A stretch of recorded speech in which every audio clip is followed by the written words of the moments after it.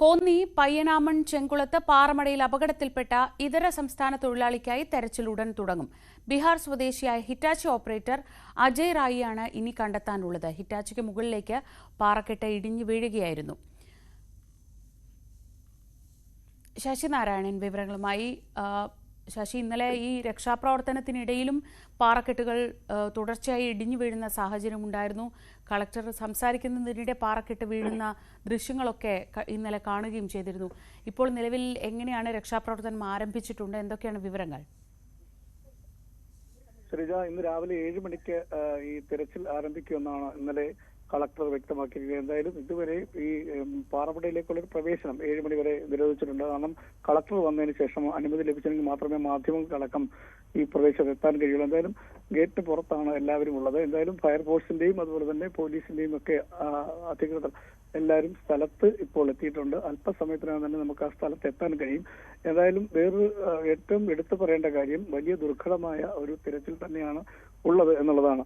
ഇന്നലെ വലിയ പാറക്കെട്ടുകൾ ഇടിഞ്ഞു വീണ സമയം മുതൽ ഫയർഫോഴ്സും അതുപോലെ NDRF സംഘം സ്ഥലത്തെത്തിയെങ്കിലും ഈ ഒരു മൃതദേഹം മാത്രമാണ് കണ്ടെടുക്കാൻ കഴിഞ്ഞത്. അത് ഒഡീഷ സ്വദേശിയായ മഹാദേവ് പ്രതാപിന്റെ, അതായത് ഈ JCB ഓപ്പറേറ്ററിന്റെ സഹായിയായ മഹാദേവ് പ്രതാപിന്റെ മൃതദേഹം മാത്രമാണ് ഇന്നലെ കണ്ടെടുക്കാൻ കഴിഞ്ഞത്. ഇന്ന് അജയ് റായ്, അതായത് ഈ JCB ഓപ്പറേറ്റർ, ഹിറ്റാച്ചിയുടെ ഓപ്പറേറ്റർ അജയ് റായുടെ മൃതദേഹമാണ് ഇനി പുറത്തെടുക്കാനുള്ളത്. എന്തായാലും അത് പാറയെല്ലാം വീണ് ഈ ഹിറ്റാച്ചി പൂർണ്ണമായും തകർന്ന സ്ഥിതിയാണുള്ളത്.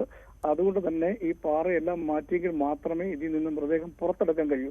വലിയ ദുഷ്കരമായ അല്ലെങ്കിൽ ഒരു ശ്രമകരമായ ഒരു ജോലിയാണ് ഇതുള്ളത്. ഇന്നലെ ഈ സഹായിയുടെ മൃതദേഹം, അതായത് ഒഡീഷ സ്വദേശിയായ മഹാദേവ് പ്രതാപിന്റെ മൃതദേഹം പുറത്തെടുക്കുന്ന സമയത്ത് തന്നെ വീണ്ടും മേലിൽ നിന്നും പാറക്കെട്ടുകൾ ഇടിഞ്ഞു വീഴുന്നൊരു സാഹചര്യം ഉണ്ടായി. ഫയർഫോഴ്സ് അംഗങ്ങളൊക്കെ വലിയ പെട്ടെന്ന് തന്നെ ഓടി മാറിയത് കൊണ്ടാണ് വലിയ അപകടം ഉണ്ടാകാതിരുന്നത്. അത്തരത്തിൽ ദുഷ്കരമായ ഒരു പ്രദേശത്താണ് ഇത്തരത്തിലൊരു സംഭവം ഉണ്ടായിരിക്കുന്നത്. അതുകൊണ്ട് തന്നെ ഈ മൃതദേഹം പുറത്തെടുക്കുക എന്നുള്ള കാര്യം തന്നെ വലിയ പ്രയാസമുള്ള, ബുദ്ധിമുട്ടേറിയ കാര്യമാണ്.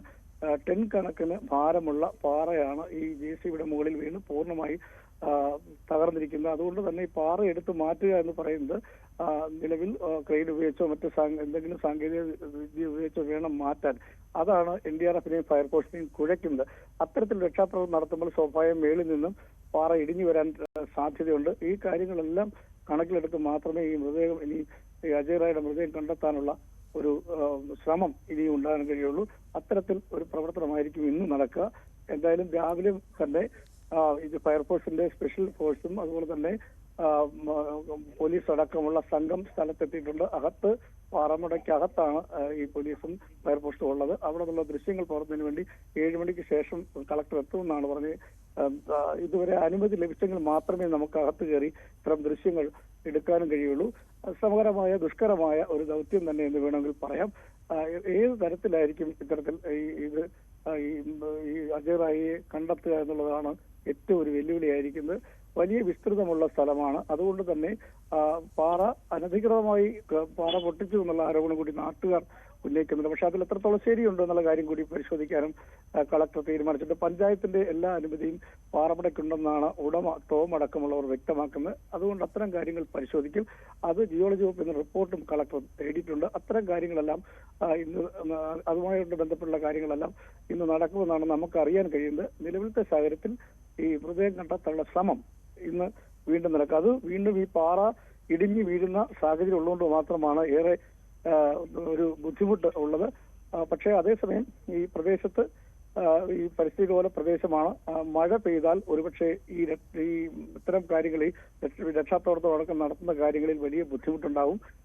എന്നാലും ഏതെങ്കിലും തരത്തിൽ ഈ മൃതദേഹം പുറത്തെടുക്കാനുള്ള ശ്രമം അത് ഏത് തരത്തിലായിരിക്കും എന്നുള്ള കാര്യത്തെക്കുറിച്ച് ഇപ്പോഴും ഈ ഫയർഫോഴ്സിനെയും NDRF സംഘത്തെയൊക്കെ കുഴയ്ക്കുന്നത്. ഏത് തരത്തിലാണ് അവിടെ നിന്ന് ഈ മൃതദേഹം പുറത്തെടുക്കാൻ കഴിയുക എന്നുള്ളതാണ് ഏറെ ബുദ്ധിമുട്ടുള്ള കാര്യം. അത് അപകടകരമായ സ്ഥലമാണ്. ഏത് നിമിഷവും വീണ്ടും പാറ ഇടിഞ്ഞു വരാം. മഴയാണെങ്കിൽ വീണ്ടും അത് പ്രതിസന്ധിയിലേക്ക് പോകും എന്നുള്ളതാണ് ഉള്ളത്. എന്തായാലും നാട്ടുകാരും അതുപോലെ തന്നെ സമീപവാസികളൊക്കെ പാറമടയ്ക്കെതിരെ വലിയ പ്രതിഷേധം ഉയർത്തുന്നുണ്ട്. സാധാരണഗതിയിൽ ഇത് കുറെ വർഷമായി പ്രവർത്തിക്കുന്ന ഒരു പാറമടയായിരിക്കും സ്വാഭാവികമായി നമ്മൾ കണ്ടിട്ട്. ഇതിനു മുമ്പ് അവിടെ അങ്ങനെ ഏതെങ്കിലും തരത്തിൽ പ്രതിഷേധമോ വലിയ ഖനനം നടത്തുന്നതിനെതിരെ പ്രതിഷേധമോ അങ്ങനെ എന്തെങ്കിലും ഉണ്ടായിട്ടുണ്ടോ? അതോ ഇങ്ങനെ ഒരു അപകടം ഉണ്ടായപ്പോഴാണ് നാട്ടുകാരുടെ ഭാഗത്ത് നിന്ന് അങ്ങനെ ഒരു പ്രതിഷേധവും പ്രതികരണവും ഒക്കെ വരുന്നത്? ശ്രീജ, കോന്നി പഞ്ചായത്തിൽ 10ഓളം പാറമടകളാണുള്ളത്. അതിൽ പാറ ഒട്ടിച്ച് ക്രഷർ ഉൾപ്പെടെയുള്ള സംവിധാനമാണ് ഈ ചെങ്കുളം പാറമടയ്ക്കുള്ളത്. അതുകൊണ്ട് തന്നെ പ്രദേശവാസികൾക്ക് ഇപ്പോൾ പാറമടയുമായി ബന്ധപ്പെട്ട് നേരത്തെയും പരാതികളുണ്ട്. കാരണം താമസിക്കാൻ കഴിയാത്ത ഒരു അവസ്ഥ ഇവിടെ ഉണ്ട്. കാരണം ഈ വെള്ളം മലിനമാകുന്ന സാഹചര്യം, അതുപോലെ തന്നെ ഈ പാറ പൊട്ടിക്കുന്ന പ്രകമ്പനം കൊണ്ട് വീടുകൾക്ക് കേടുപാടുകൾ ഉണ്ടാകുന്നു. അത്തരം പരാതികളൊക്കെ നേരത്തെ തന്നെ ഉണ്ട്. സമരങ്ങളും പ്രദേശവാസികൾ സംഘടിപ്പിച്ചിരുന്നു. പക്ഷേ നിലവിൽ തിയോളജി വകുപ്പിന്റെയും പഞ്ചായത്തിന്റെയൊക്കെ അനുമതി ഉള്ളതുകൊണ്ട് മാത്രം ഇത് എങ്ങനെ പ്രതിരോധിക്കും എന്നറിയാൻ നാട്ടുകാർ ബുദ്ധിമുട്ടുന്ന ഒരു സാഹചര്യമുണ്ട്. ഈ അവസരത്തിലാണ് ഇത്തരം ഒരു അപകടം നടന്നത്. ഇടയ്ക്ക് ചില അപകടങ്ങളൊക്കെ ഉണ്ടാകും, ജീവഹാനി അങ്ങനെ ശശി, ഞാൻ മടങ്ങിയെത്താം. ഇപ്പോൾ ശ്രീ ജനീഷ് കുമാർ MLA നമ്മളോടൊപ്പം ടെലിഫോൺ ലൈനിലുണ്ട്. ശ്രീ KU ജനീഷ് കുമാർ, ഒരു വലിയ ദുരന്തമാണ് ഉണ്ടായിട്ടുള്ളത്. അതും അപകടകരമായ സ്ഥിതിയിലാണ് ഇപ്പോഴും സാഹചര്യങ്ങൾ. ഇപ്പോൾ 7 മണിക്ക് തെരച്ചിൽ പുനരാരംഭിക്കുമെന്ന് കരുതിയിരുന്നു. എത്രത്തോളം അനുകൂലമാണ് അതിന് സാഹചര്യങ്ങൾ? എന്താണ് ഈ ദുരന്ത നിവാരണ സേനയുടെയും ഒക്കെ ഒരു വിലയിരുത്തൽ ഇപ്പോൾ എങ്ങനെയാണ്? NDRFന്റെ ടീം എത്തിയിട്ടുണ്ട്. അതോടൊപ്പം തന്നെ ഈ രംഗത്തുള്ള ചില വിദഗ്ധരുമെല്ലാം എത്തിയിട്ടുണ്ട്. പോലീസിന്റെയും എല്ലാം വിവിധ ഇത്തരം കാര്യങ്ങൾ കൈകാര്യം ചെയ്തിട്ടുള്ള ഓഫീസർമാരുൾപ്പെടെ സ്ഥലത്തെത്തിയിട്ടുണ്ട്. രാവിലെ തന്നെ തെരച്ചിൽ ആരംഭിക്കാൻ വേണ്ടിയാണ് നിശ്ചയിച്ചിട്ടുള്ളത്. എന്തായാലും ഈ പറഞ്ഞതുപോലെ ഇന്നലത്തെ അതേ സാഹചര്യം തന്നെയാണ് ഇപ്പോഴും നിലനിൽക്കുന്നത്. ഇളകിയിരിക്കുന്ന പാറകൾ നീക്കം ചെയ്തതിനു ശേഷം മാത്രമേ താഴേക്ക് കടന്ന് രക്ഷാപ്രവർത്തനം നടത്താൻ കഴിയൂ എന്നാണ് ഉദ്യോഗസ്ഥർ അറിയിച്ചിട്ടുള്ളത്. രാവിലെ തന്നെ ഭാരമേറിയ പാറക്കല്ലുകളാണ്, നമുക്ക് ദൃശ്യങ്ങൾ തന്നെ അത് കണ്ടാൽ അറിയാം. അത് മാറ്റാൻ ചിലപ്പോൾ നമ്മുടെ കയ്യിലുള്ള സംവിധാനങ്ങൾ പോരെന്ന് വരും. അങ്ങനെ ഒരു സാഹചര്യമുണ്ട്. അങ്ങനെയെങ്കിൽ കൂടുതൽ സംവിധാനങ്ങൾ എത്തിക്കേണ്ടി വരില്ലേ?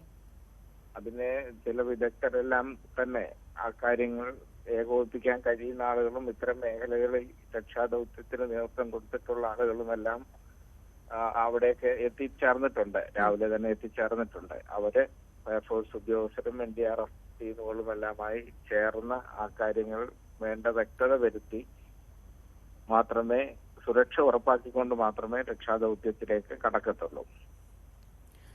ഈ മേഖലയിൽ അവിടെ മാത്രം ഏതാണ്ട് 10ഓളം പാറമടകൾ ഉണ്ട് എന്നൊക്കെയാണ് ഇപ്പോൾ നമുക്ക് ലഭിക്കുന്ന വിവരം. ഇങ്ങനെ ഒരു അപകടം ഉണ്ടാകുമ്പോഴാണ് സ്വാഭാവികമായും അതേപ്പറ്റി കൂടുതൽ ചർച്ചകളൊക്കെ ഉണ്ടാവുക. ഇങ്ങനൊരു ഇപ്പോഴും പാറ ഇടിഞ്ഞുകൊണ്ടിരിക്കുന്ന ഒരു സാഹചര്യം, ആ മേഖലയിൽ ഈ ഖനനം എത്രത്തോളം ഒരു വലിയ റിസ്ക് ഉണ്ടാക്കുന്നുണ്ട്? ഇത് കുറെ വർഷങ്ങളായിട്ടുള്ള ഒരു പാറമടയാണ്. ഏക്കർ കണക്കിന് സ്ഥലത്ത് ഉള്ള പാറയാണ്. അതിന്റെ നടത്തിപ്പും ലൈസൻസും സംബന്ധിച്ചെല്ലാം ഒരു പ്രാഥമിക പരിശോധന മാത്രമാണ് ജില്ലാ ഭരണകൂടം നടത്തിയിട്ടുള്ളത്. ആ പ്രാഥമിക പരിശോധനയിൽ കോടതിയിൽ നിന്നും ഇവർ ഒരു ഉത്തരവിന്റെ അടിസ്ഥാനത്തിൽ ലൈസൻസ് നേടിയിരുന്നു എന്നാണ് മനസ്സിലാക്കുന്നത്. പക്ഷെ അത് പൂർണ്ണമായി ആ ക്രഷർ പ്രവർത്തിക്കാനുള്ള ലൈസൻസ് അല്ലെന്നാണ് ഞാൻ മനസ്സിലാക്കുന്നത്. അതിന്റെ വിശദമായ വിവരങ്ങൾ കൂടുതൽ ജിയോളജി വകുപ്പിന്റെ ഉയർന്ന ഉദ്യോഗസ്ഥർ ഇന്ന് സ്ഥലത്തേക്ക് വരുന്നുണ്ട്. അവരെല്ലാം വന്ന് അതിനെ സംബന്ധിച്ച് കൂടുതൽ പരിശോധിച്ചെങ്കിൽ മാത്രമേ അത് സംബന്ധിച്ച് നമുക്ക് കൂടുതൽ വ്യക്തതയോടെ വർത്തമാനം പറയാൻ വേണ്ടി കഴിയൂ. അതെ, തീർച്ചയായും. അതെ, എന്നാലും ഒരു ജാഗ്രത ഇപ്പോൾ പ്രദേശത്ത് അങ്ങനെയുള്ള കേന്ദ്രങ്ങൾ ഇനിയും ഉണ്ടെങ്കിലൊക്കെ നമ്മളൊരു ഭൂമിശാസ്ത്രപരമായി ഒരു റിസ്ക് കണ്ടുപിടിച്ചാൽ പിന്നെ നമ്മളതിൽ ഒരു ജാഗ്രത പാലിക്കുക എന്നതാണ്. കൂടുതൽ പരിശോധനകളൊക്കെ ആ മേഖലയിൽ നടത്തുന്നതിലേക്ക് പോവില്ലേ? തീർച്ചയായും. ഇത് ഇപ്പോ ജീവനക്കാരുടെ, തൊഴിലാളികളുടെ എല്ലാം സുരക്ഷ ഉറപ്പാക്കിക്കൊണ്ട് മാത്രമേ ഇത്തരം ക്രഷറുകളാണെങ്കിലും മറ്റുമെല്ലാം പ്രവർത്തിക്കാൻ കഴിയൂ എന്ന് ബോധ്യപ്പെടുത്തുന്ന കൂടിയാണ് ഇത്തരം അപകടങ്ങൾ. നമുക്കറിയാം, ഇങ്ങനെ പാറകൾ ഇളകി നിൽക്കുന്നതിന്റെ അടിവാരത്തിൽ നിന്നാണ് ഈ തൊഴിലാളികളെ കൊണ്ട് ജോലി ചെയ്യിപ്പിച്ചിട്ടുള്ളത്. അതെല്ലാം വ്യക്തതയോടെ പരിശോധിക്കേണ്ട ഒരു വിഷയം തന്നെയാണ്. വളരെ നന്ദി ശ്രീ ജനീഷ് കുമാർ, രാവിലെ ഞങ്ങളോട് പ്രതികരിച്ചതിന്. എന്തായാലും രക്ഷാപ്രവർത്തനം എത്രയും വേഗം തുടങ്ങി അത് വിജയകരമാവാൻ നമുക്ക് ആഗ്രഹിക്കാം. പക്ഷേ അതൊരു വലിയ ദുഷ്കരമായ ദൗത്യമാണ്. അത്രയേറെ ഭാരമുള്ള പാറക്കല്ലുകളാണ് ഇടിഞ്ഞു വീണിട്ടുള്ളത്. അത് മാറ്റാൻ ആവശ്യമായ, അതിനുള്ളിൽ പെട്ടുപോയ അജയ് റായിയെ രക്ഷിക്കാൻ ആവശ്യമായ തരത്തിലുള്ള സാങ്കേതിക വിദഗ്ധർ ഉൾപ്പെടെ ഉള്ള സംഘം അവിടെ ഉണ്ട് എന്നാണ് KU ജനീഷ് കുമാർ MLA നമ്മളോട് പ്രതികരിച്ചത്. കോന്നിയിൽ ഇന്നലെയാണ് പാറമട ഇടിഞ്ഞു വീണത്. അവിടെ ഹിറ്റാച്ചിക്ക് മുകളിലേക്ക് പാറക്കെട്ടുകൾ ഇടിഞ്ഞു വീഴുകയായിരുന്നു. രക്ഷാപ്രവർത്തനത്തിനിടെയും ഈ പാറക്കെട്ടുകൾ തുടർച്ചയായി പാറക്കഷ്ണങ്ങൾ ഇടിഞ്ഞു വീഴുന്ന സാഹചര്യമുണ്ടായി. അതോടെ ഇന്നലെ രാത്രി രക്ഷാപ്രവർത്തനം നിർത്തിവെച്ചു. ഇന്ന് രാവിലെ രക്ഷാപ്രവർത്തനം സമയത്തിനകം തന്നെ തുടരുമെന്നാണ് പ്രതീക്ഷിക്കുന്നത്. ശശി നാരായണനാണ് വിവരങ്ങൾ നൽകിയത്.